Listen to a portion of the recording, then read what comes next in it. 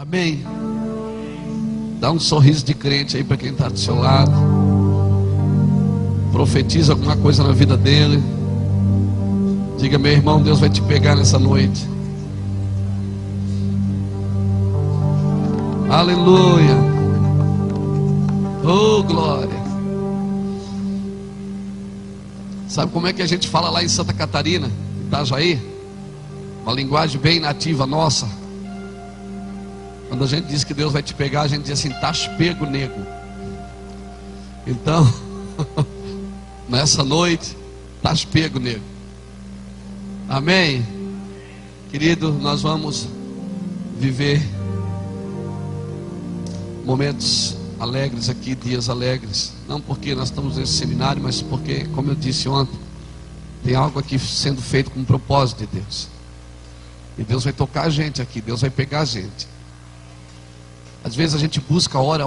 Esses dias eu estava falando com um amigo, o pastor Luciano Subirá, um amigo da cidade de Curitiba. E eu dizia para ele assim: Luciano, a gente ora, rapaz, parece que quanto mais ora, mais miserável a gente se sente. E ele disse: mas então acontece comigo também a mesma coisa. E é verdade, irmão, quanto mais perto de Deus você vai chegando, mais você vai tendo um encontro com a sua realidade.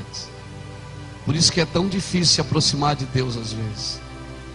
Mas a Bíblia diz que Ele é galardoador daqueles que o buscam. Amém? Quando nós estamos longe de Deus, quando nós estamos longe do Senhor, nós não temos tanto encontro com a nossa realidade. Mas à medida que a gente começa a viver uma vida de oração, de jejum, de entrega, de renúncia, quando nós não temos mais direito de ter direito, então nós começamos a viver a vontade de Deus nas nossas vidas.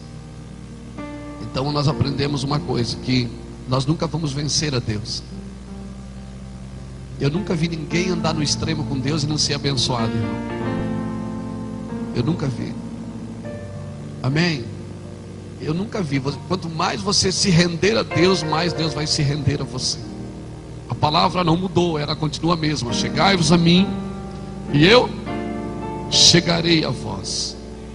Por que quando Deus me deu esse nome Curados para Servir, é um nome que nós usamos no nosso ministério. Iasis, que quer dizer curado no espírito, na alma e no corpo. E Charat, que quer dizer servir sem esperar recompensa. E achei bem sugestivo esse nome. E o nosso ministério caminha nessa visão: curados para servir. Por quê? Porque Deus não vai fazer nada através de mim que não tenha feito primeiro em mim. Eu tenho que provar. Deus tem que fazer primeiro comigo, então depois Ele fará através de mim. Porque naquilo que eu não fui curado, eu não tenho autoridade para ministrar. Eu preciso ter autoridade nas áreas, em todas as áreas da minha vida. E Deus não quer tocar somente em algumas áreas da minha vida. Deus quer tocar em todas as áreas. Até eu poder dizer o que está escrito no Salmo 103: bendize a minha alma ao Senhor, e tudo que há em mim, bendiga seu santo nome. Por quê? Porque há benefícios para isso.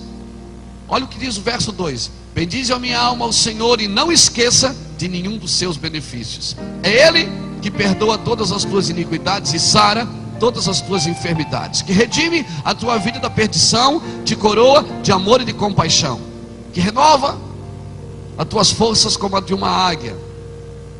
E a Bíblia diz um fato interessante no verso 7 de Salmo 103: Ele fez notório os seus caminhos a Moisés e os seus feitos aos filhos de Israel. Está ali no verso 7 de Salmo 103. Você olha que é uma coisa diferente. Para Moisés Ele fez uma coisa, para os filhos de Israel Ele fez outra. Para Moisés, a Bíblia diz, Ele fez notório o seu caminho. Ou seja, Ele deu direção para Moisés. Por quê, irmão? Os filhos de Israel só viram os feitos, os milagres acontecendo, mas eles não provaram o que Moisés provou. Moisés teve o quê? Teve direção. Porque todo mundo que caminha com Deus no extremo nunca vai viver sem direção nessa terra. Amém, querido? Nessa noite eu gostaria de falar do amor de Deus, porque a primeira coisa que nós precisamos é resgatar isso. Resgatar, reter o primeiro amor. Às vezes eu vejo pessoas dizendo: ai, que saudade do primeiro amor. Rapaz, aquele culto de 1900 não sei quanto, aquele culto que era culto, aquilo que era uma bênção. Não, irmão, o culto de hoje tem que ser melhor do que o de ontem. E amanhã nós vamos ter outro, tem que ser melhor do que o de hoje. Porque a cada dia nós temos que ver um caminho de novidade de vida. A cada dia Deus vai tocar em áreas da nossa vida que talvez nós nunca fomos tocados. Na presença de Deus, todos os dias é dia de novidade. Amém? Ainda que Ele é o mesmo ontem, hoje será eternamente. Ainda que quem bebe o novo diz que o velho é melhor. Mas na presença de Deus nós vivemos caminho de novidade. Deus tem prazer de fazer surpresas todos os dias para a gente. Todos os dias Deus vai aprontar uma para você, meu irmão. Todos os dias. E é bom viver essas surpresas de Deus, porque a gente anda com uma expectativa, a gente nunca sabe por onde Deus vai chegar, irmão. A gente sabe que Ele habita na gente, mas a gente nunca sabe por onde Ele vai nos abençoar, porque os teus caminhos não são como os meus caminhos, nem os teus pensamentos são como os meus pensamentos. A Bíblia diz, no livro de Isaías, capítulo 55, do verso 10 em diante, diz: porque os meus caminhos são mais altos que os seus caminhos, e os meus pensamentos são mais altos que os seus pensamentos. Então Deus sempre vai causar uma expectativa na gente. Mas se as nossas expectativas estão em Deus, glória ao nome dEle. É aí que nós temos que estar. Porque se nós estivermos no Senhor e o Senhor estiver com a gente, a Bíblia diz: se vós estiver em mim e as minhas palavras estiverem em vós, pedirei o que quiseres e vos será feito. Querido, essa palavra é verdade, como toda a Bíblia é verdade. E por que alguns versículos nós não vivemos na plenitude? O que falta? A palavra não deixa de ser verdade. Falta eu me aproximar do benefício de um relacionamento com Deus. Amém? Essa noite eu quero deixar você apaixonado por Jesus, irmão. Aleluia, glória a Deus. Você vai sair daqui apaixonado, fazendo declaração de amor para Ele. Uma vez, deixa eu contar uma heresia santa aqui. Está escrito lá em Luiz Hermínio, capítulo 1. Eu estava orando um dia, eu me senti tão amado por Jesus, mas tão amado. Sabe quando você se sente a pessoa mais importante da terra? É assim que eu me sinto. Eu estava orando, eu disse: Deus, porque eu sempre que assim que eu comecei a pregar o Evangelho, eu vim de uma família de pais separados, ainda que meus avós, vou começar pelo meu bisavô, tá? Nós temos tempo, né, pastor? Nós já jantamos hoje, né? Hoje a gente comeu menos do que ontem, só 3 vezes, né? A gente comeu hoje. Glória a Deus. O meu bisavô, ele foi assassinado. Ele era um presbiteriano, daquele do pé roxo, sabe, irmão? Aquele que orava muito, que o pé ficava roxo. E ele foi um dos pioneiros da igreja presbiteriana em Camboriú, Santa Catarina. Ele tinha um filho que gostava de uma moça de outra denominação, né? Aí, rapaz, o pai da moça descobriu, foi lá bater na moça e bateu na moça. E o meu bisavô, eles que me contam, meu avô que contava essa história. E o meu bisavô foi lá conversar com o homem, disse: olha, não bate nela, né? Não aconteceu nada. E meu bisavô até estava interessado mesmo que ele se casasse e tal. E o cara puxou de uma naquela época, garrucha, né? E disse: minha filha não vai casar com um protestante safado. E os protestantes somos nós, irmãos. E matou meu bisavô. Deu 2 tiros nele. E meu avô acabou criando os irmãos. Meu avô morreu em 2004 com 87 anos. Um homem de Deus. Aprendi muita coisa boa com ele. E uma delas foi amar Jesus acima de todas as coisas. Depois eu desviei, caí no tráfico de drogas, fui viciado por muitos anos. Eu e mais alguns traficantes governamos o tráfico de drogas na nossa cidade, em Itajaí. Faz 13 anos que o Senhor me resgatou.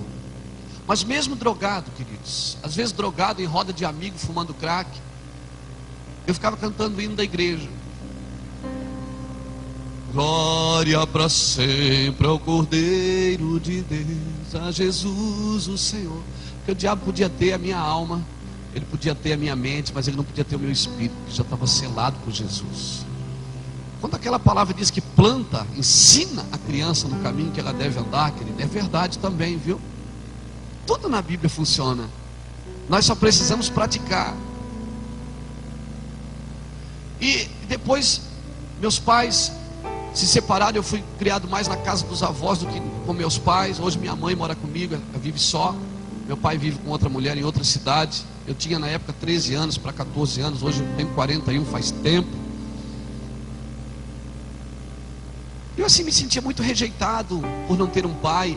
Eu aprendi uma coisa: uma pessoa que não tem pai, que foi criada sem pai, ela tem dificuldade de ver Deus como pai. Ela vê Deus, como Senhor, mas ela nunca se desarmou diante do paizão assim que Deus é. Eu tinha dificuldade de me desarmar diante de Deus. E depois de muitas ministrações, muito tempo de oração, muita oração na presença do Senhor, eu fui curado disso. Eu comecei a ver Deus como meu pai. E aquela carência paterna que me faltava, que eu não tinha, eu comecei a dedicar para Deus. E eu fui me sentindo tão amado por Ele, que eu achava que Deus não suportaria mais viver sem eu, irmão. Eu digo: Deus, o Senhor não vive mais sem eu. O que é que o Senhor vai fazer sem um cara legal que nem eu? E eu contei isso para algumas pessoas e disseram: cara, você está doido. Isso é presunção, isso é pecado. Eu digo: não é Deus. Aí eu ia para a presença de Deus: Deus é pecado? Não é pecado, é confiança. E eu comecei a me sentir amado por Deus, irmãos. A Bíblia diz: amar a Deus acima de todas as coisas e amar o meu próximo como? A mim mesmo. Então a primeira pessoa que eu amo é Deus, a segunda sou eu. Eu tenho que me amar, eu não vivo mais sem eu. Quando eu acordo, a primeira pessoa que eu quero ver sou eu. Eu vou no espelho na hora para me ver. De cara, você é legal. Porque eu me amo. Eu amo o que Deus fez na minha vida. Eu amo a minha vida. Porque se eu amo a minha vida, eu tenho base para amar outras pessoas. Porque eu tenho que amar você como eu me amo. Amar o meu próximo como a mim mesmo. Então o que falta nas pessoas não é amor ao próximo, é amor a si mesmo. E sabe por que uma pessoa não consegue se amar? Porque ela não consegue entender Deus como um pai. Quando nós entendermos Deus como pai, querido, nós vamos acordar para isso. Então eu comecei a ter essa experiência com Deus. Eu comecei a amar a minha vida. Porque assim que eu comecei a pregar o Evangelho, eu comprava fitas, DVDs, naquela época eram os cassetes e os VHS, né? Aquelas fitas. E eu comprava e colocava para ficar imitando os pregadores. E eu fazia tudo certinho, igual eles. Nesta noite,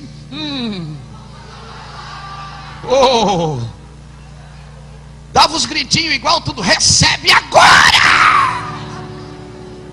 Rapaz, Deus nunca foi num culto meu. E os crentes e o povo que não era crente, mas Deus nunca ia. E eu fazia igual, tinha que dar certo comigo. Dava certo com todo mundo, por que não vai dar certo comigo?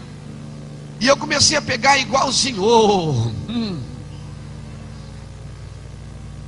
E não dava certo. Naquela época, eu tinha uma bicicleta, e vinha aí a minha esposa da igreja de bicicleta.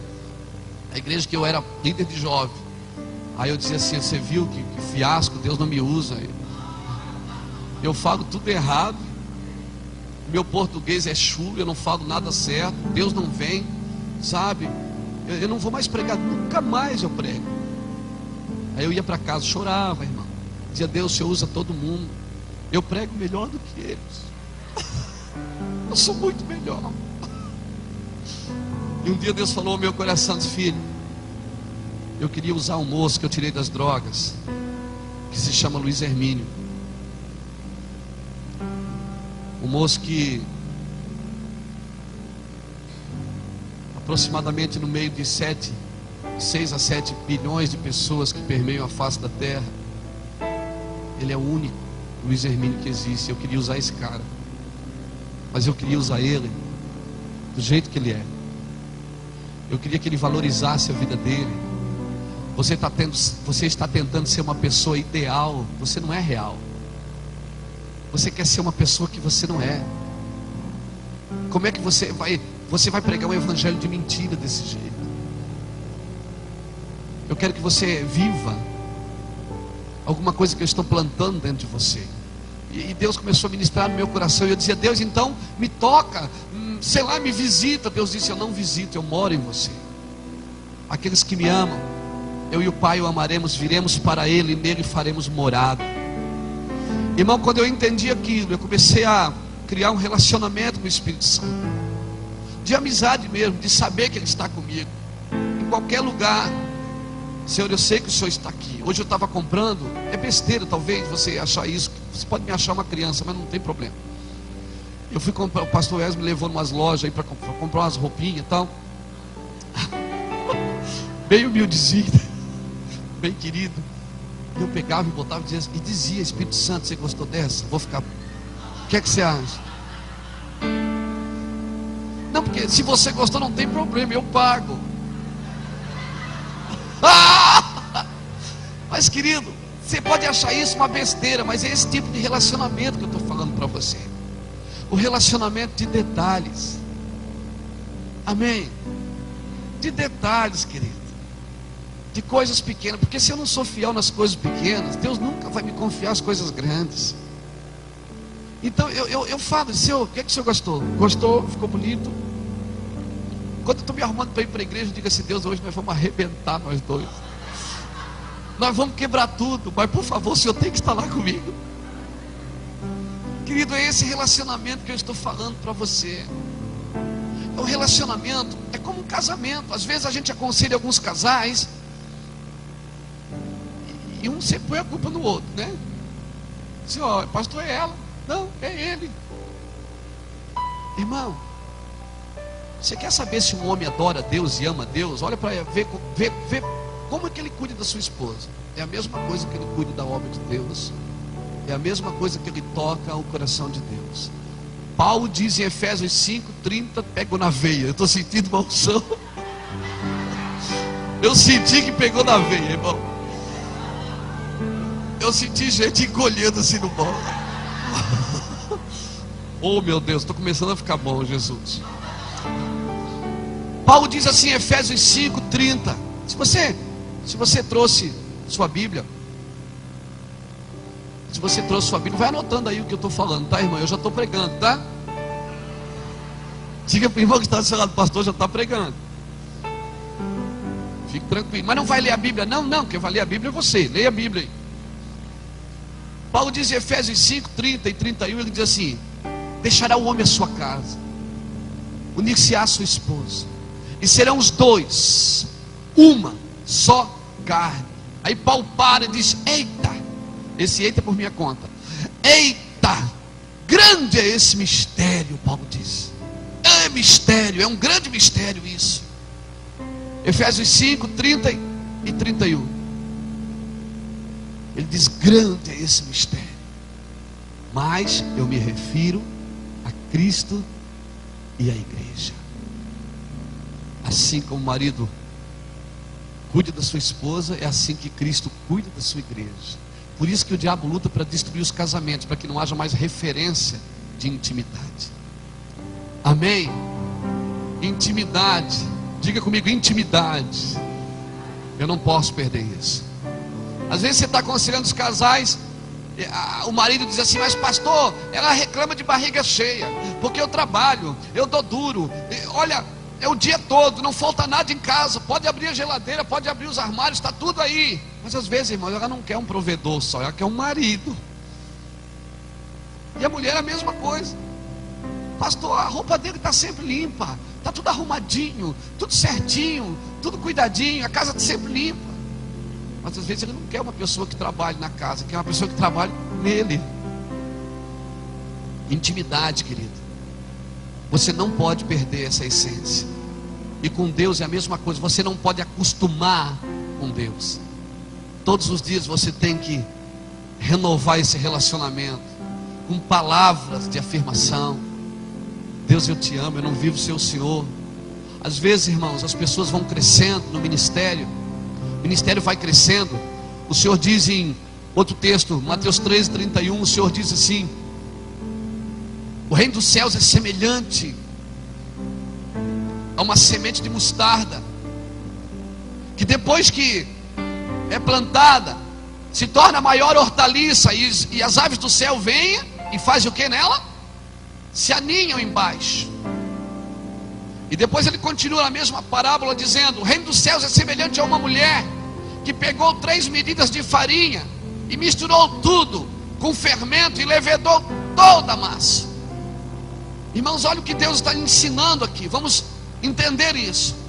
O Senhor está dizendo que o reino dos céus é semelhante a um grão de mostarda, que quando é semeado, ou seja, isso vai crescer. O reino dos céus tem por obrigação crescer na terra. Mas o perigo do crescimento qual é? É deixar que as aves do céu venham e se aninham embaixo. Quando a Bíblia fala de aves do céu, ela está dizendo sobre demônios, aves que vêm e se aninham sobre o crescimento do nosso ministério. O Senhor mandou-nos: acautelai-vos do fermento do quê? Dos fariseus. Agora a Bíblia está dizendo que uma mulher pega 3 medidas de farinha e coloca fermento em toda a massa e leveda tudo. O Senhor está dizendo o seguinte: olha, cuidado com o crescimento. O crescimento às vezes, irmãos, nos engessa. Eu não sei como que está aqui nos Estados Unidos, mas no Brasil nós estamos vivendo momentos de avivamento, mas há muitas pessoas que querem monopolizar o avivamento.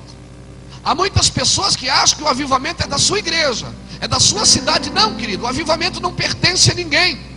Avivamento não são só pessoas pulando, dançando e cantando e aplaudindo e gritando, não. Barulho de panela, de prato não significa que tem comida na mesa. Avivamento são pessoas arrependidas dos seus pecados e mudança de vida, mudança de paradigma. Pessoas que iam para um lado e agora estão mudando, estão indo para o outro lado. Isso é avivamento. Avivamento quando eu reconheço e digo: Deus, eu pequei, eu nunca mais vou tocar nisso. Avivamento é quando nós vivemos numa plenitude com o Espírito Santo, que nós não suportamos mais enganar Jesus. O Senhor está dizendo: cuidado com o fermento dos fariseus, ou seja, não deixa o crescimento tornar você religioso. Porque às vezes, irmãos, a igreja cresce, a gente se organiza tanto que a gente acaba organizando até a presença do Espírito Santo. Esses dias eu fui fazer um casamento.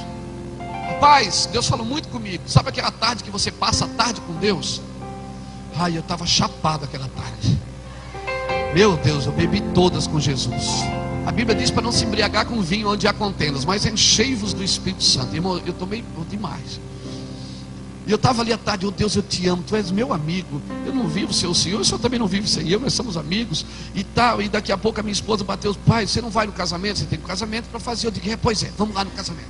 E eu estou lá no casamento, você sabe como é casamento, né? Aí eu fiquei lá: oh Senhor Jesus. E a noiva não chegava, e o noivo não chegava, e eu fui adorando sozinho, irmão. Foi uma coisa tremenda. E eu fiquei ali: Jesus, sou apaixonado por ti, eu te amo. Como essa noiva que vai entrar aqui hoje, Senhor, um dia eu vou entrar no céu e eu vou te beijar, eu vou te cheirar, vai ser bom demais. O Senhor vai ver como eu sou legal.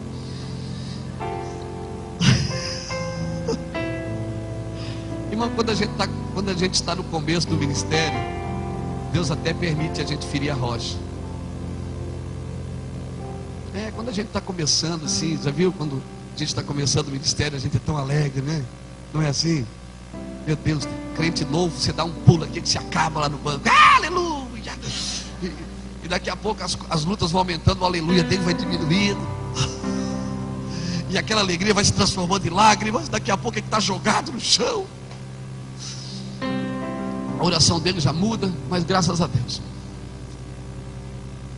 Mas chega um tempo que você não precisa mais ferir a rocha. O Senhor diz para você: não fere mais agora você só vai falar com Ele. Amém, querido? Eu estava lá fazendo aquele casamento, daqui a pouco entrou o noivo. Irmão, você já viu que o noivo entra na igreja e ninguém percebe? Está todo mundo esperando a noiva, que o coitado do noivo entra, e eles ainda cantam a música do Titanic, o navio afundando para ele entrar. Uma coisa terrível. O navio afundando e o noivo entrando com a mãe dele. Uma loucura. Você gostou dessa, né? Essa foi boa, não foi? Essa veio do céu agora, irmão.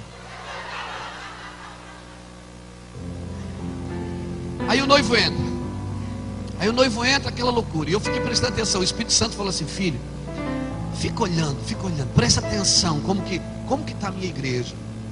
Minha igreja está mais ou menos parecida com esse casamento. Eu fiquei olhando, e eu estava ali, sabe, eu estava plugado com Jesus. E aí o noivo entrou, ficou assim à esquerda. Ele mexe 500 vezes na gravata para ver se está certo. Olha para a mãe diz: tá bom, meu filho. Ele olha para ela de novo. A mãe com aquele cabelão enorme, dá 3 voltas assim. Uma fortuna custou aquilo. Aquele vestido alugado, uma fortuna, né? Todo mundo. Aí todo mundo quer sentar perto do corredor para onde a noiva vai passar. E dá 10 minutos, e dá 20, dá 30 e a noiva não chega. Aí entra alguém gritando: chegou. Aí os fotógrafos se arrumam, tá? O noivo dá a última olhada para a mãe, como quem diz: estou indo, né? Aí entra todo mundo, fica na porta da igreja, aquele agromeiro, todo mundo olhando para trás. E a menina da aliança começa a chorar: eu não quero, eu não vou. Aí a mãe não pode, não, Deus o livre, porque R$800 custou aquele vestido da menina. Não, ela tem que entrar. É R$800 por 10 segundos de glória. Tem que entrar. Querido, o primeiro dia sempre a gente ri muito no seminário, sabe? A gente vai anestesiando até no último. Aí daqui a pouco conseguiram convencer a menina. Aí a menina entra, mas só que ela dispara na frente, vai alguém, pega ela e traz ela de volta. Aí entra a noiva. Aí o noivo vai ao encontro, ele não sabe se pega na mão, se beija na testa, se beija no rosto. Eles ensaiaram tudo um dia antes, mas não dá nada certo. Chega na hora lá, dá tudo errado. Aí eles vêm os dois, tal, um já fica do lado errado, a noiva fica puxando, é do outro lado, aí fica pro outro lado, sabe? E eu percebendo, sabe? E salvando tudo no meu HD. Meu Deus, que coisa horrível, Jesus, que coisa horrível. Aí tô ali sentado, a noiva se segura, sabe? Um lugar, a presença, irmão, uma noiva entrando na igreja é lindo, não é? Não é lindo? A gente se emociona. Eu já fiz vários casamentos, mas todas as vezes que entra uma noiva eu me emociono. Aí a noiva entrou e tal, e chorou. Queria chorar, mas não chorava. E o noivo, sabe, alguém trouxe um pedaço de papel para ela, para limpar os olhos que borrou com a maquiagem, aquela coisa. E o fotógrafo ali em cima da gente, aquela luz em cima. E o dia que eu estava fazendo esse casamento, o fotógrafo não vigiou, botou o paletó assim em cima da vela que estava acesa, pegou fogo no paletó do cara. Foi uma coisa terrível, pastor, terrível. Aí, tá bom, acabou o casamento, fiz o casamento, cerimônia. Daqui a pouco eu disse, como ministro do Evangelho: eu vos declaro marido e mulher. E o que Deus uniu, ninguém pode separar. Aí eu digo para ele: agora você pode beijar a noiva. Aí ele olha para ela e faz assim: aquela coisa horrível, quase dá vontade de bater nele. Querido, no meu ponto de vista, ele tem que pegar, deitar no joelho. E o Espírito Santo falou assim para mim. Porque, sabe por quê? Porque quando o ministro fala assim, ó, agora você pode beijar a noiva, a gente está dizendo o seguinte: agora vocês podem expor publicamente o amor de vocês. Mostra para todo mundo ver que vocês se amam. Mas eles estão tão preocupados com a cerimônia, com as fotos, com a filmagem. Quer chorar, mas não chora para não borrar a maquiagem, para não ficar feio. A gente se preocupa tanto para não ficar feio, irmão. E Deus deixa de receber aquilo que Ele merece. A cerimônia, amor, tem que ser expressivo. Quando eu amo, todo mundo sabe que eu amo, porque eu falo que eu amo.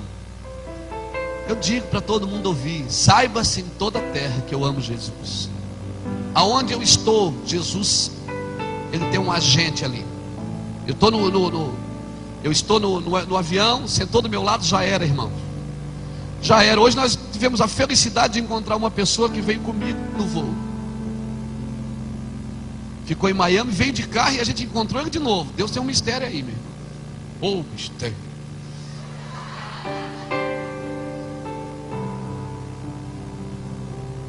Tudo bem, eu disse, tudo bem, a paz do Senhor. Já dou um pai do Senhor assim para detonar. O que é que... ele não sabe o que fala. Eu sou pastor evangélico. É porque tem pastor que não é, né, irmão? Todo mundo sabe que eu sou de Jesus. Querido, não perca a essência. Abra sua Bíblia comigo em Apocalipse capítulo 2.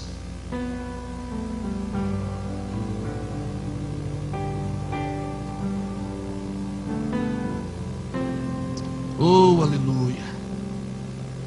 Eu estou apaixonado por Jesus, irmão.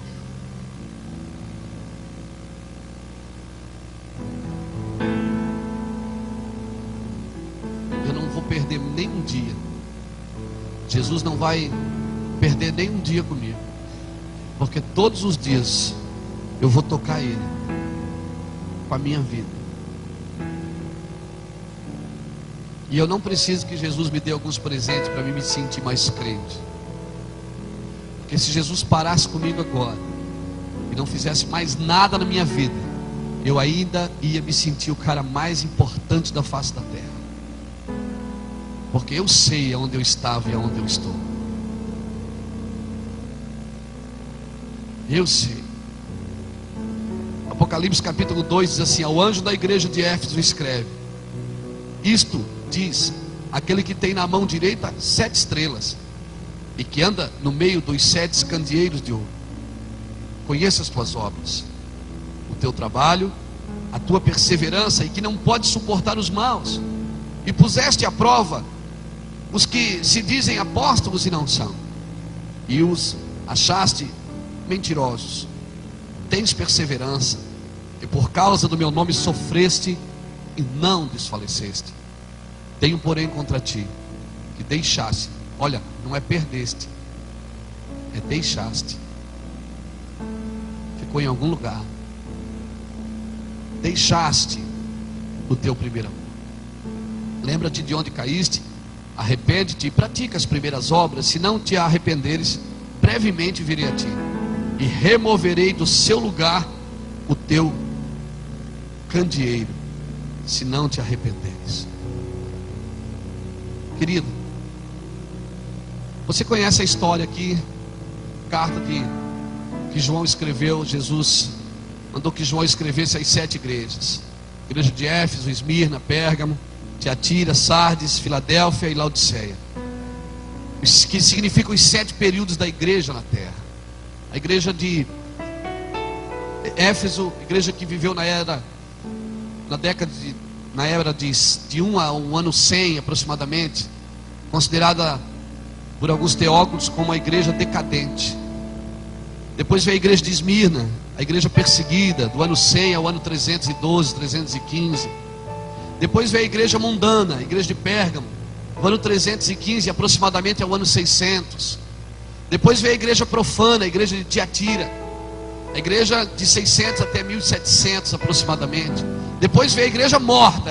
Você vê que ela foi caindo, perdeu o amor, se tornou uma igreja perseguida, não suportou a perseguição. Por quê? Porque perdeu o amor. Depois se tornou uma igreja mundana, profana e morta. A igreja morta, a igreja de Sardes, de 1700 a 1750. Depois vem aquilo que nós entendemos que foi a revolução da igreja na terra, a igreja missionária, a igreja de Filadélfia.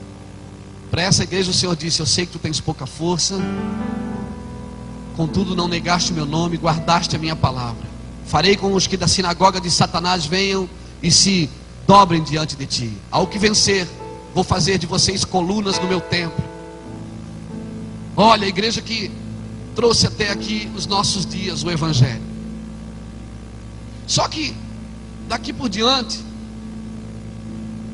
o que me assusta é a 7ª igreja, a igreja entrante, A igreja de Laodiceia, a igreja que pensa que é rica, pensa que não lhe falta nada, mas a Bíblia diz o quê? Que és miserável, cega, pobre e nua. Ou seja, para a igreja pobre, a igreja de Esmirna, ele diz: mas tu és rica para comigo.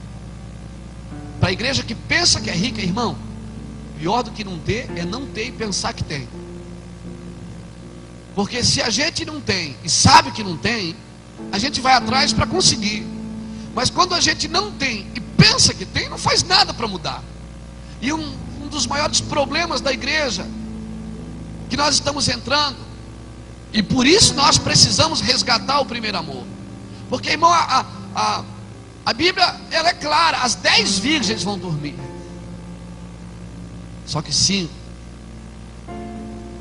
vão ter retido o azeite, vão estar iluminadas, vão estar alimentadas, não perderam o amor pela obra de Deus e muito menos por Deus. Querido, tudo isso ocasionado pela igreja que perdeu o primeiro amor, que deixou o primeiro amor, diz a Bíblia, né? Não perdeu, deixou. Porque perder, até você às vezes perde e não sabe onde perdeu. Mas quando a gente deixa em algum lugar, na maioria das vezes a gente sabe onde está. E nós precisamos resgatar isso no nosso ministério. Porque o Senhor diz o quê? Se tu não te arrependeres, eu removerei do seu lugar o teu candeeiro. E se você ler Apocalipse capítulo 1, versículo 20, diz assim: o mistério das 7 estrelas que viste na minha mão direita e os 7 candeeiros de ouro é este. As 7 estrelas são os anjos das 7 igrejas, e os 7 candeeiros são as 7 igrejas. Ou seja, o Senhor está dizendo o seguinte: se você não se arrepender e não voltar ao primeiro amor, eu vou tirar seu ministério. Você vai perder o que você está fazendo para mim. Querido, nós temos que nos apaixonar por aquilo que nós estamos fazendo. A primeira cura que nós precisamos para servir é resgatar o amor. Um dia eu falei para Deus: Deus, até quando? O Senhor nunca está contente com a gente. Até quando a gente vai ter que te buscar? Eu estava conversando com meu amigo, pastor Luciano Subirá, a gente estava falando disso. Isso até rendeu uma mensagem, uma para mim e outra para ele. Até quando nós vamos ter que te buscar, Deus? Quando é que o Senhor vai estar contente? E o Senhor falou o seguinte: até quando nada mais importar para você, até quando eu estiver em primeiro lugar na sua vida, quando nada mais importar para você, nada, está começando a ficar bom. Querido, não é perder o primeiro amor, é saber aonde ele está. Não é deixar ele, é saber aonde ele está. Tem um texto na Bíblia, em Lucas capítulo 15, e o versículo 8 e 9, que conta a história de uma mulher que perdeu a dracma. E ela perdeu dentro de casa. O que ela fez para resgatar o que ela perdeu? A Bíblia diz o quê? Ela acendeu a candeia, ou seja, ela trouxe mais luz para a situação. Ela trouxe mais luz para a situação. Em segundo lugar, o que ela fez? Ela varreu a casa. Terceiro, ela procurou com diligência. Quarto, ela procurou até achar. Perseverança. Ou seja, querido, ela perdeu aonde? Perdeu dentro da casa, no seu convívio, no lugar que ela estava. Ela não deixou em algum lugar longe dali, estava ali dentro. O que nós perdemos com Deus está ao nosso redor. Nós só precisamos resgatar. Irmão, se você e eu começarmos a viver uma vida de oração, cada dia nós vamos querer orar mais. Porque é impossível você vencer a Deus. É impossível, querido. Acenda a luz, traga mais luz para essa situação. Varre a casa. Às vezes o que nós perdemos está debaixo de alguma sujeira que precisa ser removida. Olha o que Deus falou para essa igreja. Olha o que Jesus falou para a igreja de Éfeso, para a primeira igreja. Ele disse: eu conheço vocês. Vocês são trabalhadores, vocês são perseverantes, vocês provam seus líderes, Vocês sofreram por causa do meu amor, por causa de mim, mas eu tenho contra vocês uma coisa, e sem isso não dá para continuar. Você perdeu a paixão, o amor por aquilo que você estava fazendo. Irmãos, o amor, ele torna aquilo que é dever em prazer. O amor, ele tem o poder de transformar aquilo que eu preciso fazer naquilo que eu desejo fazer. Então, quando eu estou encharcado com o amor de Deus, eu não preciso, para mim não é mais uma luta servir a Deus. Às vezes eu vejo pessoas dizendo para mim: pastor, como é que está a luta? Eu digo: que luta, irmão? O senhor não tem luta? Eu disse: tenho luta, mas eu não vou ficar fazendo propagandas das minhas derrotas. Vou minimizar isso. Eu quero fazer propaganda do poder de Deus. Eu não vou ficar usando o púlpito para chorar minhas lamentações. Esse dia eu fui numa igreja, irmão. Aí quando eu estava saindo da igreja, eles foram pedir oferta para mim, para me abençoar. O pastor disse assim: pelo amor de Deus, gente, vamos dar uma oferta para esse homem. E ele apontava para mim assim: olha, irmão, como ele é querido, ele precisa, esse homem precisa. Eu pensei comigo: se eu pegar esse dinheiro eu vou morrer, Jesus. Porque com uma lamúria dessa? Não, irmão. Servir a Deus é entender o propósito de Deus em cada situação. É como um casamento. Eu não vou me preocupar com a cerimônia. Eu vou me preocupar com a paixão, se eu estou agradando a Deus. Porque se eu agrado a Deus, não importa quem eu desagrade. Agora, se eu desagrado a Deus, não importa quem eu agrade. Não importa. Agora eu sei que se eu estou agradando a Deus, irmãos, Deus vai pelejar pela minha causa. Alguns anos atrás, eu trabalhava num programa de televisão chamado Brasil Esperança. E nós fomos fazer uma entrevista. O meu programa era assim: eu visitava as pessoas carentes, visitava e entrevistava as pessoas carentes da comunidade, e depois pedia para elas ajuda na televisão. Um dia eu fui visitar um homem, entrei na casa dele, uma casa de 2x2, 2x3, barraco. Quando ele me viu, irmão, ele fez uma festa. Ele disse: glória a Deus, está aqui o pastor Luiz Hermínio na televisão com a gente, aleluia. Quando ele abriu a boca, só tinha 2 dentes, os heróis da resistência. Não tinha mais líbero, não tinha mais centroavante, não tinha mais nada. E ele disse: entra, meu pastor querido, entra aqui na minha casa. Aí eu já fui baixando a cabeça para entrar na casa dele, por causa da porta que era baixa. Tinha um fogão de lenha assim, com um bule, uma chaleira, uma cadeira sem encosto. Eu olhei para a cama tinha 3 pés e uma era uma lata de leite ninho segurando. E ele olhava para mim alegre: paz do Senhor, meu querido, coisa boa, o senhor está na minha casa, quer tomar um cafezinho, quer tomar? Daí eu olhei o bule, eu digo: meu Deus, o café está ali dentro. Não, eu não quero não, obrigado, senhor, Deus abençoe o senhor. Ele disse: não, toma um cafezinho. Foi num armário sem vidro na frente, pegou uma xícara sem alça. Não tinha nada, irmão, tudo pela metade. E como eu sou muito detalhista, eu fiquei observando. Ele pegou aquele café e foi virando naquela xícara que não tinha nem força para sair daquele bule, tão fraco que é, e me deu. Tomei aquele café. E ele ficou em cima: quer mais? Eu digo: não, pelo amor de Deus, não. Não, tá bom. Eu olhei assim para o meu cameraman, ele já estava lacrimejando, sabe? Foi muito emocionante para a gente ali. Aí eu disse: daí, senhor Antônio, como é que o senhor está? Está tudo bem com o senhor? Eu disse: ô, homem de Deus, está uma bênção, minha vida é uma bênção, uma vida, coisa boa, pastor, servir a Deus, aleluia. Eu digo: que bom. Ele disse: o senhor sabe que a minha mulher morreu, né? Está na glória com Jesus, só falta eu, aleluia. Eu disse: amém. Eu disse: o senhor já conhece o nosso programa? Já, eu assisto, de vez em quando eu assisto, quando tem tempo eu assisto. Eu disse: eu viemos aqui hoje para ver o que o senhor está precisando. Vamos pedir ajuda para o senhor, vamos aproveitar aí, a gente já ganhou tanta coisa. Vamos gravar? Vamos. 1, 2, 3, gravando. Eu disse: meu nome é Luiz Hermínio, Eu estou aqui para abençoar a vida do seu Antônio.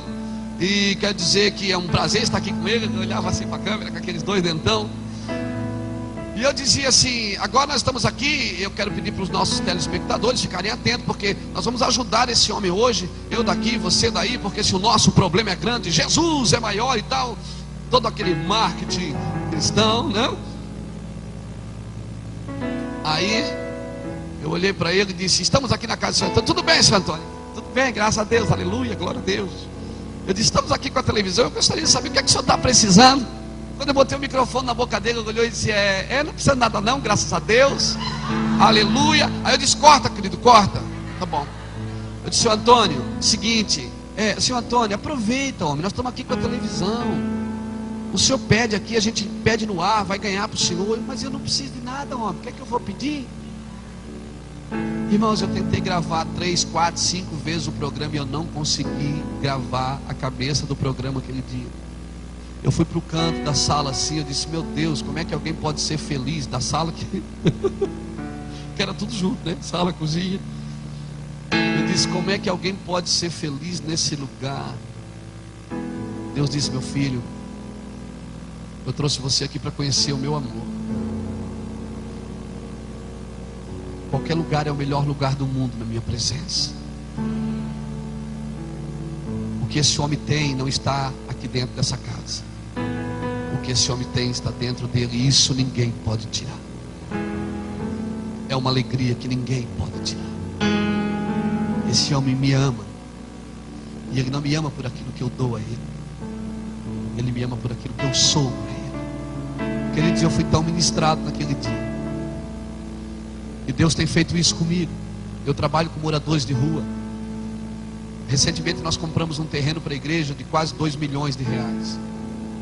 Eu não tenho R$1 guardado em lugar nenhum. Eu não acumulo nada nessa terra. Nada. O dia que o anticristo assumir, que ele pegar os meus cartões de crédito lá em casa, que eu não vou estar mesmo, né? Glória a Deus. Ele vai passar o cartão de crédito, vai se assustar, não vai ter nada no banco, irmão. Nós gastamos tudo da obra de Deus, tudinho. Eu gasto tudo, meus tesoureiros ficam loucos da vida comigo. De vez em quando eu digo assim: como é que está aí, irmão? Ah, pastor, tem tanto, dá aqui que eu vou dar admissão. Pastor, mas tem um aluguel. Meu filho, aluguel depois, vamos ver se no reino, rapaz, vamos aprender.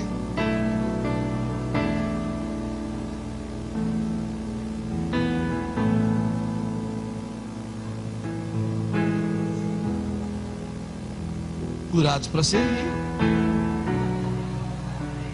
Amém. Ou você entende que Deus cuida de você? Irmãos, eu não gosto de tênis, eu gosto de sapato. Esse dia eu fui pregar em Curitiba. Tinha um cara sentado com um bichão grandão, branco, desse tamanho. Aquele que tem mola em tudo quanto é canto. E eu passei e pensei assim, pensei. Diante do Espírito Santo, eu pensei e disse: Jesus, um bichão desse aí eu uso. Eu só pensei. Quando eu fui para o altar, aquele cara vindo diante do Espírito Santo. Deus sabe o que eu estou falando aqui. Eu vim aqui pregar cura, irmão. E quando esse seminário terminar, a minha oração é que a gente esteja mais crente. Esse seminário mesmo é para crente, para a gente ficar mais crente, porque o mundo precisa do que nós temos. Eu disse: Jesus, um bichão desse aí eu uso. Eu não disse, eu pensei e saí. Quando eu saí, veio aquele homem atrás de mim com os 2 tênis na mão. O homem do tênis. Ele parou, já me assustei, já envermelhei, né? Ele disse: eu disse: fala, irmão, o que é que houve, querido? Ele disse: o senhor passou por mim. Eu disse: o senhor passou por mim ali agora. Meu coração esquentou. E Deus mandou eu dar os tênis para o senhor. Eu disse: agora? Ele disse: Eu digo: Jesus, espera que tem mais coisa que eu gosto aqui.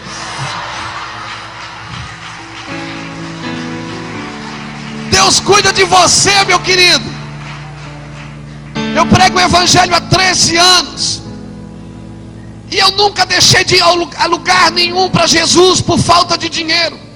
Eu nunca deixei de comer nada que eu queria por falta de dinheiro, investir algo que eu queria por causa de dinheiro. Porque eu não sirvo o dinheiro é que me serve. Eu sirvo um Deus que está vivo, que é dono do ouro e da prata. Eu disse: Jesus, tem mais coisa aqui que eu gosto. Querido, tem um lugar em Deus que as coisas não têm mais valor para você, que as coisas não têm mais valor para ti. Nós não podemos perder esse relacionamento, essa paixão por Jesus. Quando nós entendemos que servir a Deus não é simplesmente fazer uma lista de pedidos, como se Deus estivesse no céu para me servir. Não, é eu que estou aqui para servir Ele, eu sou responsável. Quando Jesus chegava em algum lugar, Jesus dizia: é chegado a vós o reino dos céus. Ele estava dizendo: Deus está comigo, o reino dos céus está dentro de mim. Lucas 17, versículo 20 e 21, Jesus disse para os seus discípulos, ele disse: olha, o reino dos céus não vem com aparência visível. Muitos dirão: está aqui, está ali, ele aqui, ele ali. Não acrediteis, porque o reino dos céus está dentro de vós. Querido, eu vou dizer uma coisa para você.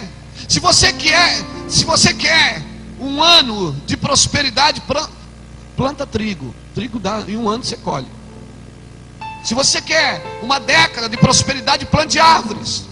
Em 10 anos você colhe. No Brasil, muita gente planta eucalipto. Agora, se você quer uma eternidade de prosperidade, granjeai amigo com a riqueza da injustiça, para que quando essa vos faltar, ele vos receba nos tabernáculos eternos. Plante em pessoas, foi isso que Jesus fez. Ele plantou dentro de homens, e por isso o Evangelho chegou até aqui. Quando nós plantamos dentro de pessoas, nós estamos preparando a próxima igreja, a próxima geração. O Evangelho não pode parar em nós. O Evangelho não pode parar só nas nossas ideias. O Evangelho, a bandeira do Evangelho ainda é o amor de Deus. Ainda é o amor de Deus. E as pessoas perguntam para mim lá: pastor, mas eu estou no bairro mais pobre da minha cidade, uma igreja de 1.300, 1.400 pessoas hoje congregando, 3 cultos aos domingos. Faz 7 anos que nós começamos. Quando eu abri a igreja ali, as pessoas diziam: você está doido, aqui não dá nada. Mas as pessoas precisam entender o verdadeiro valor de uma igreja. O valor dessa igreja, querido, não é esse prédio, é você. Por isso, tudo que Deus dá para você, entenda isso. Existe uma diferença de recursos e recompensas. Jesus diz em Apocalipse 22, no versículo 12. 12. Está na Bíblia, irmão.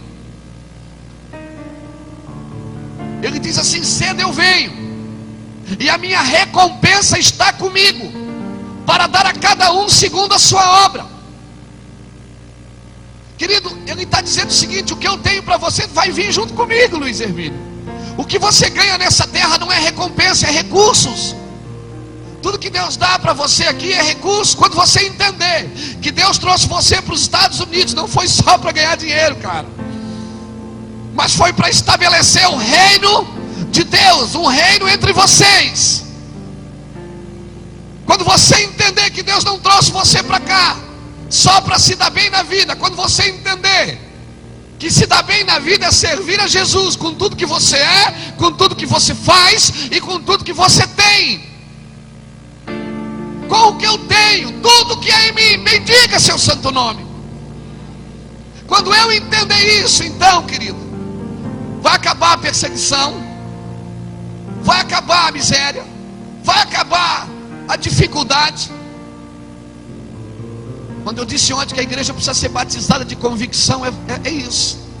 A igreja precisa entender que os recursos que Deus dá não é nosso. As coisas não podem parar em mim, eu tenho que dar continuidade, inclusive o amor. Eu estou cheio do amor de Deus. Para quê? Para ficar em casa vendo televisão? Não, Deus me enche para algum motivo. Deus me enche para algum motivo. Deus me dá dinheiro para algum motivo. Compramos o terreno da igreja. Uma pessoa me procurou e disse: Luiz Hermínio, eu queria vender esse pedaço. Eu sem dinheiro, botei uma mala, irmão. Eu disse: eu queria vender para vocês esse negócio. Eu disse: vamos conversar. Sem dinheiro, diga: Jesus, dá o teu jeito aí. Como é que nós vamos fazer? Eu não consigo dizer não quando as coisas correm para mim, que eu sei que é Deus. É para Ele que eu estou fazendo, não é para mim. Não é para mostrar para os outros, ó, também tenho, também sei. Não. Ele disse, ó, eu quero vender essa parte aqui. Eu vendo essa parte aqui para você por 400 mil reais. 20 vezes de 20 mil. Eu digo, opa, já ficou bom. 20 vezes de 20 mil reais. Eu vejo 2, 4. Aí eu disse, eu compro tudo por 800 mil. 40 vezes de 20 mil. Eu fui mais longe, irmão. Se eu vejo um gigante, eu vou derrubar. Eu sei que ali está a minha vitória. Eu não posso ver ninguém afrontando a obra de Deus, não. Compramos aquele dia, irmão, 800 mil reais uma parte. Já comprei a outra parte por mais 800. Já deu 1.600. E a outra parte, ele não pode vender para ninguém, porque no contrato diz que o primeiro comprador é a igreja. Quando eu disse 40 mil, eu faço 40 vezes de 20 mil. Ele disse, fechou. Eu digo, Jesus, fechou. Pastor Lapa que estava comigo, meu administrador, quase caiu para trás. Ele disse, e agora? Irmãos, nós tínhamos naquela época uma arrecadação na igreja de 25 mil reais. Como que eu vou pagar 20? Isso vai fazer 2 anos. A igreja hoje arrecada 90 mil reais. Eu tenho 29 funcionários na igreja, 7 pastores integrados. Gasto 100 mil reais por mês. Eu sempre gasto mais do que arrecado. Por quê? Eu vou te ensinar esse princípio. Eu vim aqui para curar você, não foi?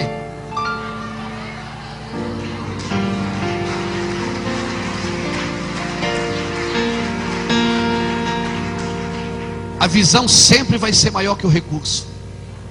O dia que você tiver mais recurso do que visão, fecha a igreja, porque você está acomodado.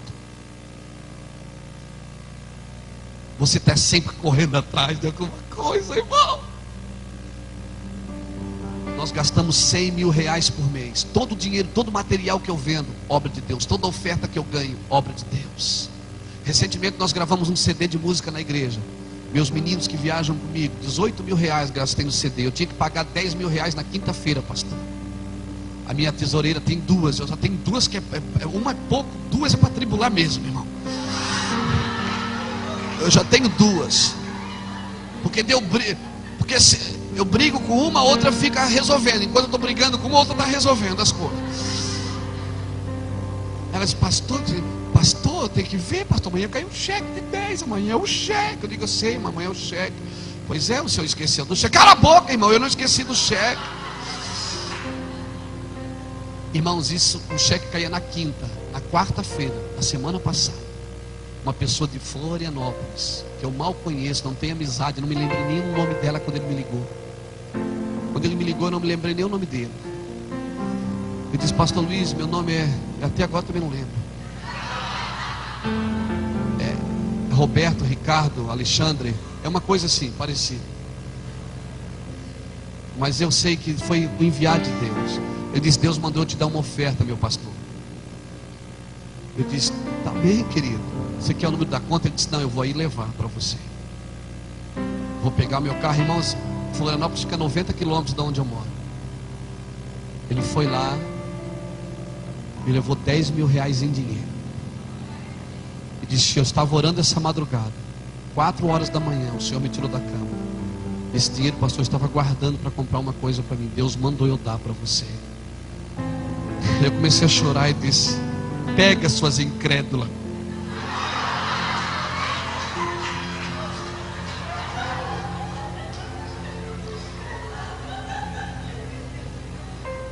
Irmãos, deixa eu falar uma coisa para vocês. Posso falar uma coisa para vocês?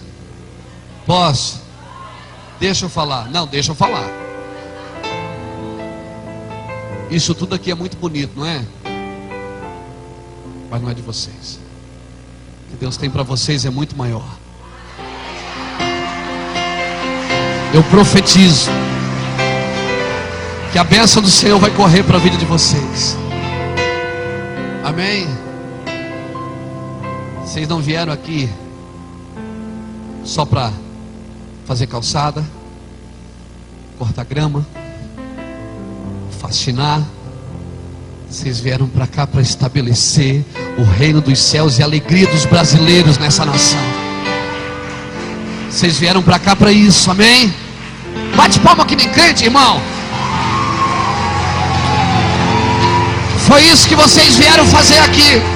Quando você tiver essa mente, Deus vai te abençoar e vai fazer a diferença.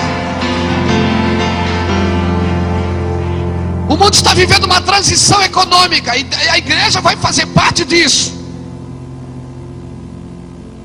A igreja vai fazer parte disso. Deus vai passar muita riqueza para as igrejas na terra.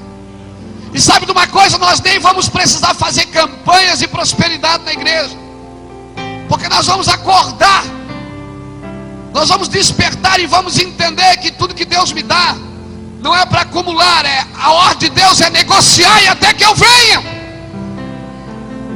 Compramos o terreno, irmão, pago todos os meses, nunca atrasei um dia, nunca. Ano passado eu ganhei 3 automóveis de oferta e um ônibus. Eu não pedi essas coisas para Deus. Eu não vim para os Estados Unidos por causa de oferta. Eu vim para cá porque eu tenho fome e sede de Deus. Aí eu comecei a orar como todo pastor desesperado. Disse: Deus, manda empresário para cá, Jesus. Empresário dos grandes, Senhor, dos grandes. Começou a chegar morador de rua. Morador de rua. Todos os dias a gente ia, temos oração na igreja das 6 às 8 da manhã. Você ia orar na igreja, morador de rua deitado na porta. Na minha casa, na rua que eu moro, tem 10 casas. Eles batem na minha. Só na minha. Eu paro no sinaleiro, tem 20 automóveis. Eles vêm pedir no meu carro. Deus começou a me mostrar, me confrontar, dizer assim: está vendo como é que está a sua cidade de morador de rua? Você não vai fazer nada, você não vai fazer nada. Isso não é trabalho do prefeito Luiz Hermínio, isso é trabalho seu, é da minha igreja. Fome zero não é para o Lula fazer, querido, é para a igreja fazer. A igreja é a resposta que o mundo precisa. Amém? A igreja é a resposta que o mundo precisa. Irmãos, eu estudei muito, não muito, mas estudei bastante. Vamos usar esse termo. Eu não quero dar uma de evangelástico aqui. Ter o evangelista e o evangelástico, aquele que dá uma esticadinha. Foi um copo de água e disse: irmão, tinha um no rio. Não. Irmão, o calvinismo, na sua raiz, uma das bandeiras do calvinismo era a ação social, a obra social. Comecei a fazer, sabe o que nós fizemos? Construímos um restaurante comunitário. E sabe como é que se constrói um restaurante comunitário? Com 5 panelas e um fogão de 4 bocas. Só. Pratos, os irmãos trazem. Ou então os moradores de rua, que sempre tem os pratos deles. A panelinha. Começamos a alimentá-los todos os dias. Hoje, de 50 a 70 moradores de rua almoçam conosco todos os dias de graça. Almoçam, tomam um banho, cortam o cabelo, fazem a barba, ganham uma roupa quando estão muito sujos. E os empresários vieram para cozinhar para os moradores de rua. De vez em quando tem um empresário lá na cozinha industrial, na cozinha comunitária: pastor, que dia que eu posso vir ajudar? Eu digo: pode vir agora, irmão. Aí ele tira o nó da gravata, dobra a coisa e vai fazer comida para o morador de rua. Porque Deus é muito mais doido do que nós, irmão. A matemática de Deus é diferente da nossa. Deus diz que o louco é que é sábio, que o fraco é que é forte, que o último é o primeiro, que o pobre é que é rico. Deus diz que o que chora é o que está alegre. Quando nós entendemos o coração de um Deus desse, então nós vamos começar a nos tornar pessoas curadas. O prefeito da cidade agora, irmãos, estamos com ele toda quarta-feira orando, ministrando sobre a vida dele. Estamos construindo um albergue. Já temos 4 moradores de rua que almoçam conosco, que moram conosco. Um já é diácono da igreja. Aleluia. Agora eu comprei um aspirador daquele grande, industrial, jato de água. Estamos construindo um poço. Como chama aquele poço? Artesiano, né? Artesiano. E vamos montar uma lavação de carro para os moradores de rua trabalharem. Os irmãos da igreja vão vir lavar o carro na igreja por um preço menor, mas vamos cobrar, né, irmão? E sabe como é que eles almoçam todos os dias? Sabe de onde vem o dinheiro? É reciclado. Todo mundo, quando chega na igreja, traz os papéis, os lixos reciclados. Caixinha de leite, caixinha de suco, latinha, garrafa PET. É aquela montoeira de lixo reciclado na igreja. Nós botamos uns tambores assim na porta da igreja. Todas as semanas o meu irmão, que é o pastor dos moradores de rua, pastor do morador de rua, irmão, ele não fez um seminário ainda não, mas o coração dele, irmão, meu Deus, é muito maior do que qualquer coisa que eu conheço. Ele é muito melhor do que eu, muito melhor.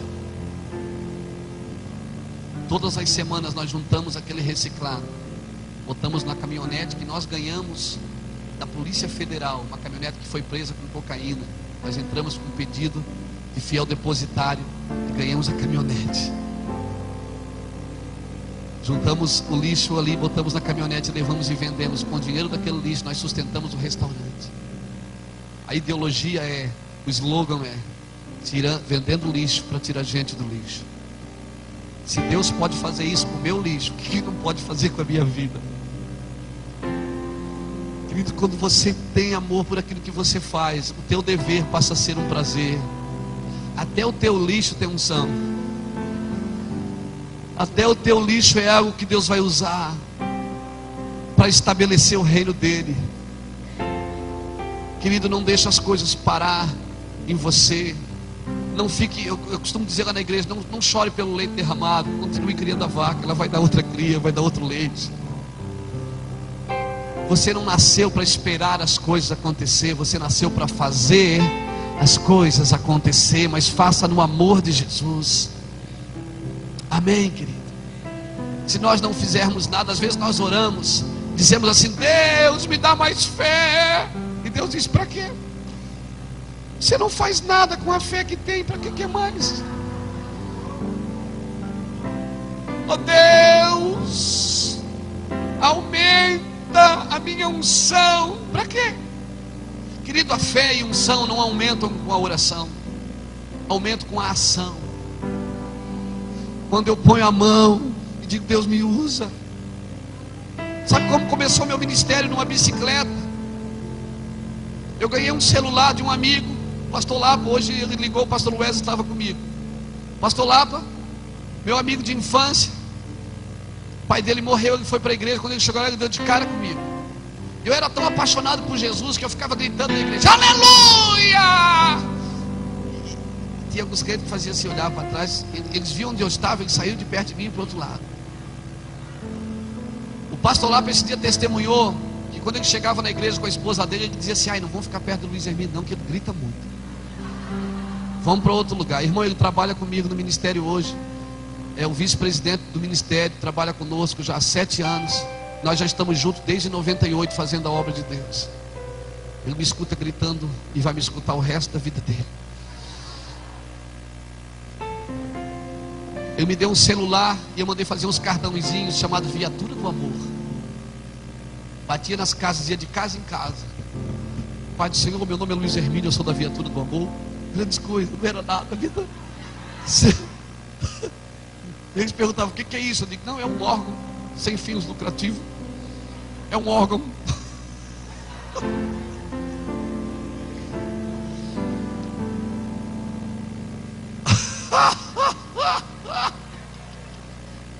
Essa foi forte, irmão.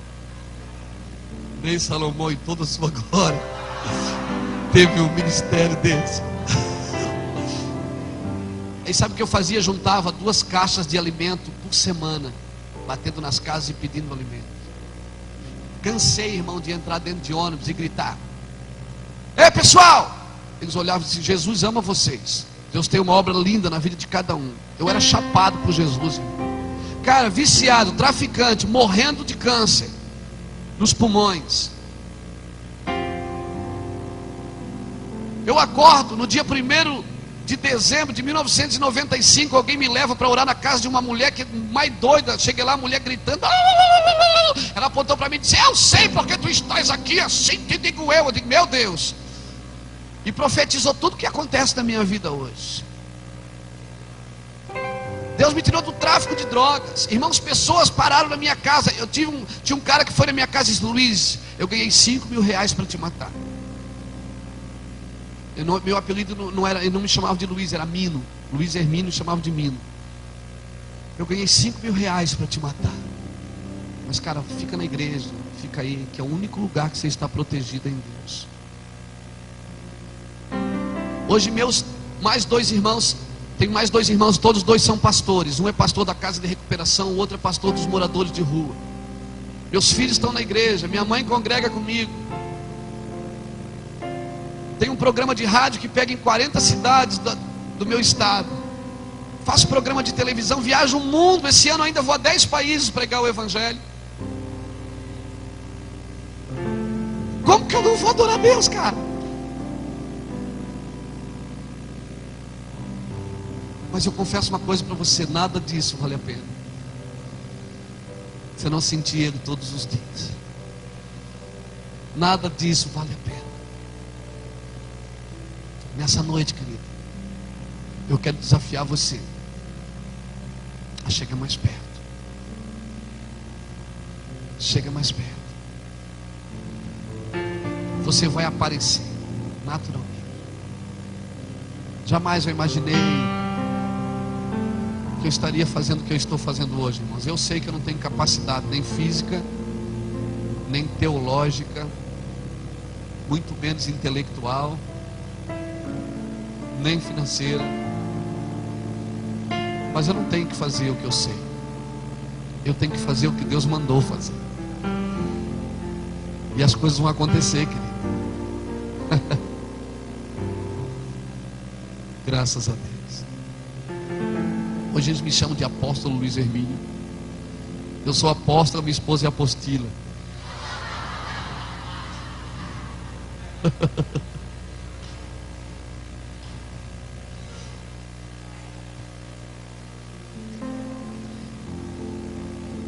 Mas uma coisa é certa, querido. Há 13 anos eu conheço Jesus e eu nunca deixei Ele viver um dia sem saber que eu estou aqui. Eu sei que Ele sabe, mas todos os dias eu faço questão de ficar com Ele. Todos os dias eu faço questão de tocar o coração dEle. Eu não estou falando isso para impressionar você. Eu não vim aqui para isso. E para você também não pensar que eu sou o homem mais importante, mais crente que você já viu. Não. Mas eu quero dizer, querido, que vale a pena. Vale a pena. Vale a pena cada detalhe, cada choro, cada lágrima, cada investimento, cada tempo. Vale a pena servir o Senhor. Amém. Quero deixar essa palavra nessa noite. 1 João capítulo 2, versículo 24, a Bíblia diz assim: o que desde o princípio ouviste, permanece em vós. O que você ouviu desde o princípio ainda está com você. O primeiro amor que te trouxe para a igreja, querido, não perca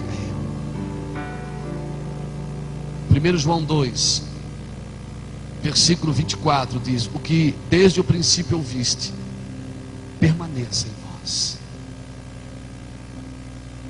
Está aí? Ainda bem, né, irmão?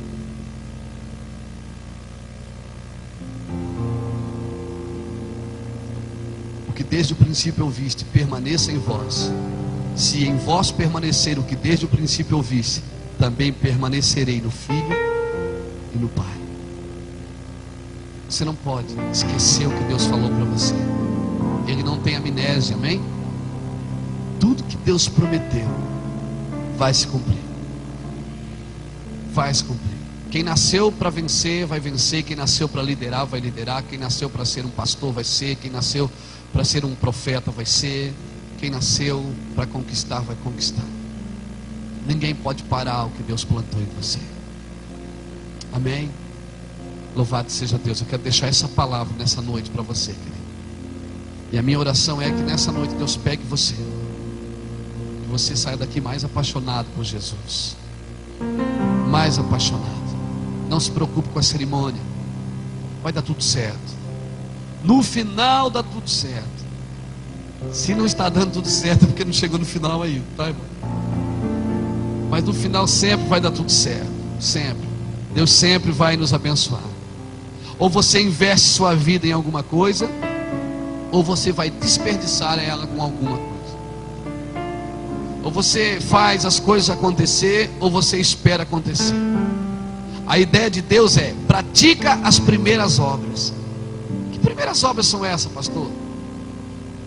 Primeiras obras não foram feitas através de você, foram feitas em você. Deus não fará nada através de mim sem fazer em mim. Eu tenho que provar. Primeiras obras: reverência, intimidade, zelo. Tem coisas que não são pecado. Eu sei que não são, mas eu não faço, porque eu entreguei para Jesus isso.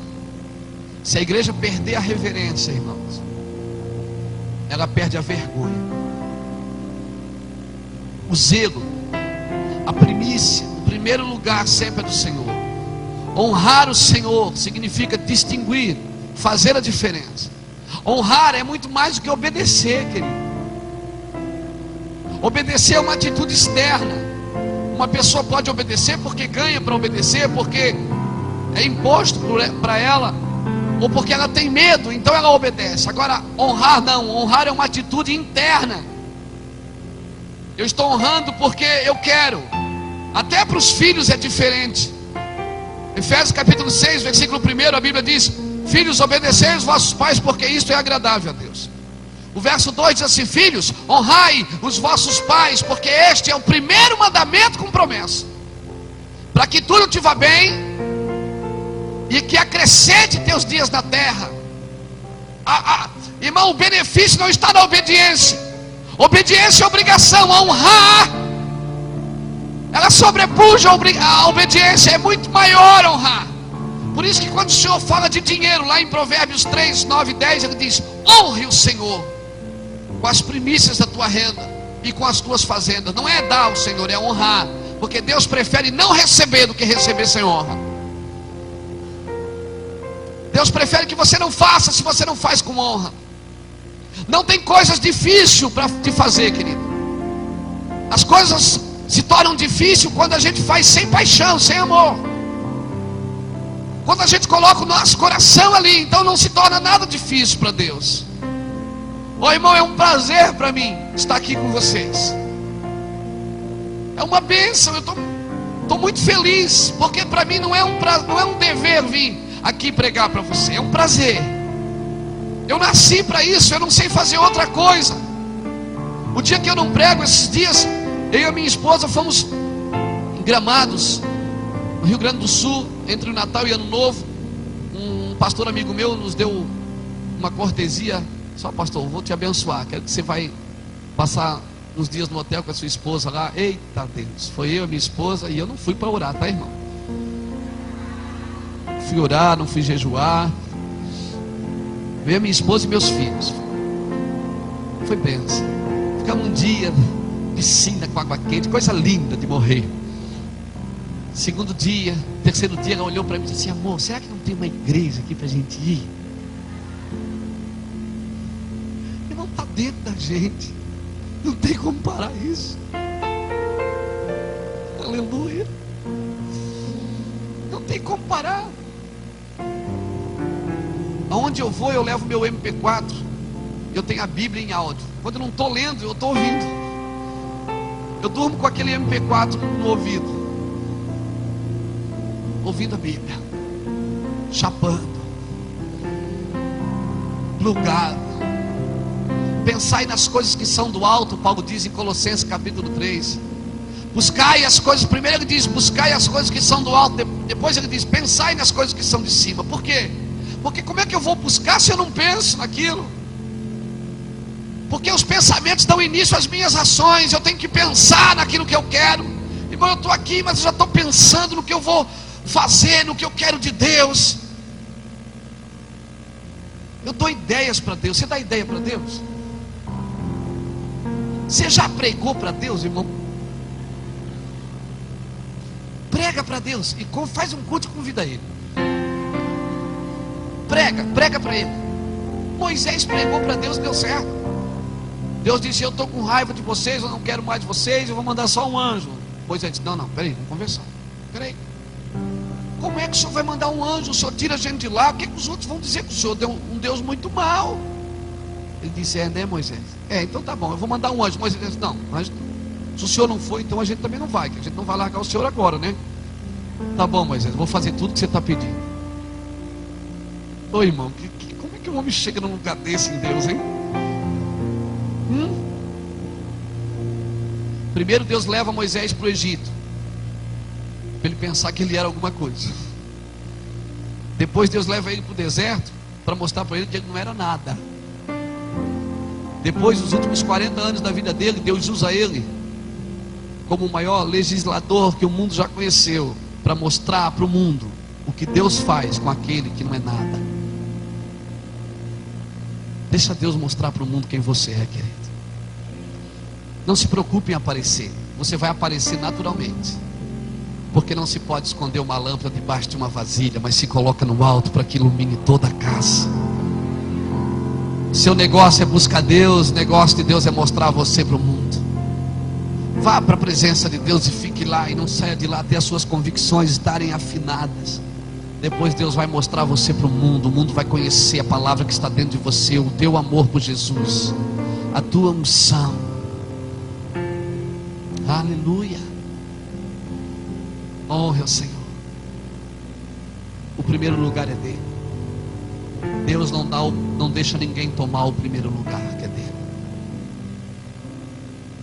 Deus falou para Moisés, para Josué: Josué, eu vou te dar Jericó. Vocês vão entrar na terra e eu vou dar Jericó para vocês.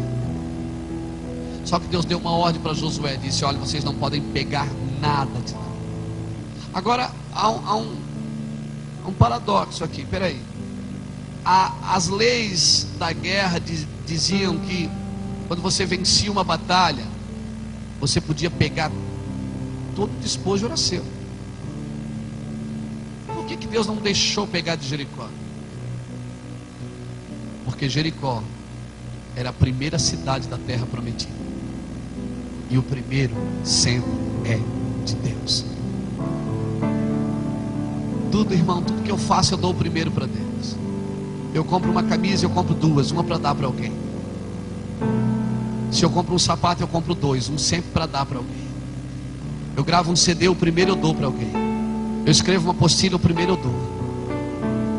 Eu ganho uma oferta, a primeiro eu dou. Sempre o primeiro eu dou para o meu Deus. Isso é uma lei do meu coração. Não dá resto para Deus, porque Deus não dá resto para você. Amém? Você quer conhecer o que um homem realmente ama? Veja quanto tempo ele dedica para aquilo que ele ama. Olhe para o canhoto do cheque dele e veja no que ele está investindo seu dinheiro. Então você vai ver o que realmente ele ama. Olhe para o tempo que ele gasta com aquilo. Então você vai ver realmente se ele ama o que ele está fazendo. Se nós queremos ser curados para servir o Senhor, nós precisamos entender o amor de Deus. Feche seus olhos por um minuto.